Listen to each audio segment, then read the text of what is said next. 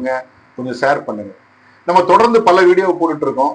இதுல இப்போ அனைத்து இந்திய அண்ணா திராவிட முன்னேற்ற கழகத்துல நம்முடைய பாசத்திற்குரிய அண்ணன் செங்கோட்டையன் அவர்களை எடப்பாடி அவர்கள் கட்சியில இருந்து நீக்கிட்டாருன்னு சொல்லி பல பிரச்சனைகளோட போயிட்டு இருக்கு.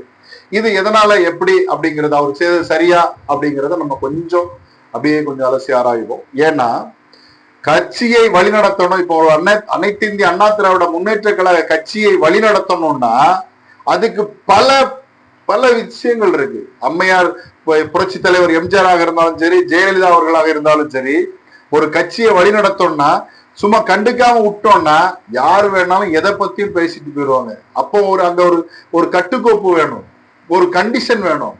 அப்பதான் ஒரு பயமும் பயபக்தியும் இருந்தாதான், அந்த தலைவர் மேல ஒரு பயமும் பயபக்தி இருந்தாதான் ஒரு கட்சியை வழிநடத்தி கொண்டு போக முடியும். இல்லைன்னா என்ன வேணாலும் யார் வேணாலும் எப்படியே பேசிக்கிட்டு போனாக்கே ஒரு கட்சியை எப்படி வழிநடத்த முடியும்?